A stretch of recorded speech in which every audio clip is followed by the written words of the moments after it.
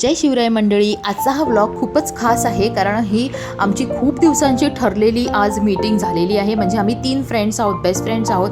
आम्ही खूप दिवस ठरवतो पण आमच्या मुलांमुळे संसारातील काही व्यापामुळे आम्हाला अजिबात भेटता येत नाही। तर फायनली आमची डिनर डेट झालेली आहे आणि असं छानपैकी आमच्या जवळच्याच नेरळहून जवळ आहे हे रेस्टॉरंट। नेरळच्याच आम्ही एका हॉटेलला इथे डिनर करायचं ठरवलं होतं। खूप मोठं हॉटेल आहे, मागे इथे छान रिसॉर्टसुद्धा आहे, फ्रंटला हॉटेल आहे। इथे तुम्ही फॅमिलीसोबत बसू शकता किंवा तुम्हाला जर राहायचं इथे प्लॅनिंग करायचं असेल तर ते पण तुम्ही करू शकता।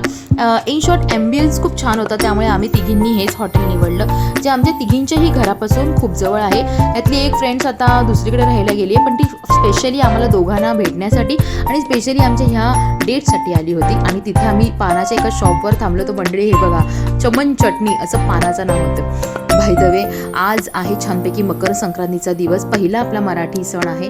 तर अशी छानपैकी माझी सगळी तयारी झालेली आहे।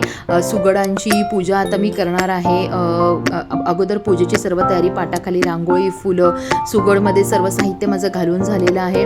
आणि देवाच्या समोर आता देवाची पूजासुद्धा झालेली आहे। देवाच्या समोर छानपैकी सर्व ठेवलेले आहे। तिळगुळ, गूळ, आपले गोड तिळाचे लाडू असे छान ठेवलेले आहे आणि छानपैकी सुंदर अशी माझी ही पूजा झालेली आहे। तर मंडळी, तिळगुळ घ्या आणि गोड गोड बोला। मकर संक्रांतीच्या खूप खूप शुभेच्छा।